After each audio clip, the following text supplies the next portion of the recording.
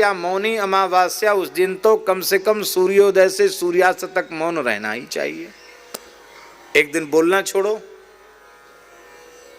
बिना भोजन के नहीं रह सकते। बोले एकादशी को भोजन छोड़ो।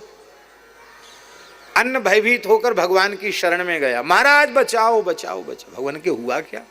अरे सब दुनिया हमको खाए चली जा रही है, हमको भी छुट्टी मिलना चाहिए। लोग रविवार रविवार की छुट्टी मनाते हैं, हमको छुट्टी नहीं मिलेगी।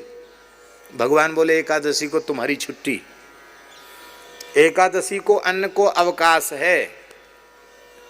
एकादशी को जो अन्न खाएगा वो पाप ही खाएगा।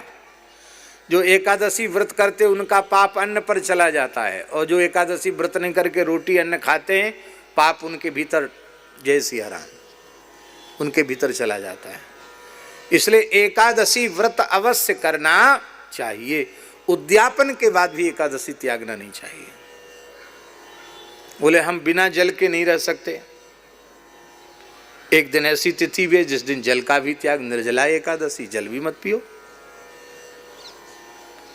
सब चीज के त्याग की, सावन का त्याग, तेल का त्याग, ये अमुक दिन तेल मत लगाओ। वस्त्र के त्याग की भी विधि है, अमुक अमुक दिन वस्त्र का त्याग। कहां तक कहें महाराज जी, सब कुछ के त्याग की विधि है। दूध दही का त्याग, कितनी महिमा दूध दही घी की। पर भाद्र कृष्ण पंचमी, भाद्र कृष्ण षष्ठी और भाद्र शुक्ल पंचमी को दूध दही घी का त्याग करना चाहिए, पुराण में लिखा है।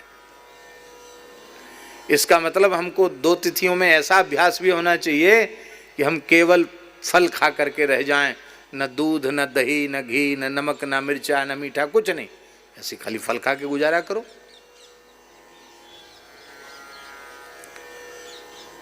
पर एकादशी एकादशी के जैसी होनी चाहिए, ऐसी एकादशी नहीं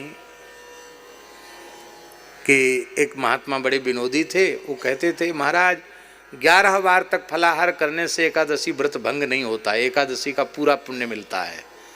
11 बार से ज़्यादा कोई खावे तो फिर विचार करना पड़ेगा कि अब एकादशी है कि नहीं। 11 बार तक चलेगा, विनोद में कहते थे। सच्ची बात यह है, सर्वोत्तम पक्ष है कि एकादशी एकादश्याम निराहार रहा जाए। उतना संभव न हुए तो पयोव्रतो ब्राह्मण, वेद में लिखा है ब्राह्मण व्रत करे तो दूध पी करके करे। पयोव्रतो ब्राह्मण,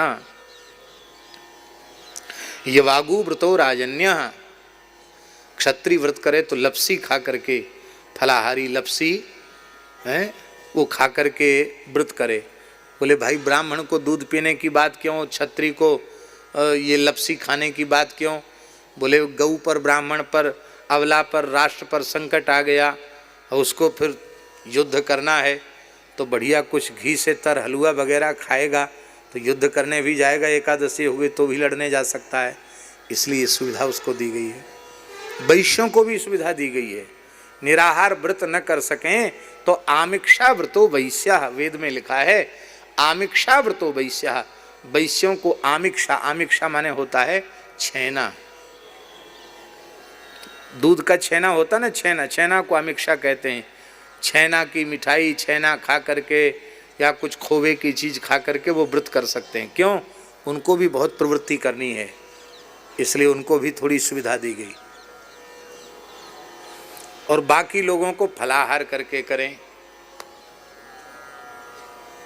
छोटे बालक एकादशी करें तो उनको निराहार रख दोगे तो ठीक नहीं, उनको तो जितनी बार भूख लगे अन्न मत दो, उनको तो फलाहार दो।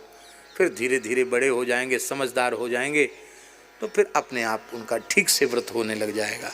इस तरह से व्रत करना। बोलो भक्तवत्सल भगवान।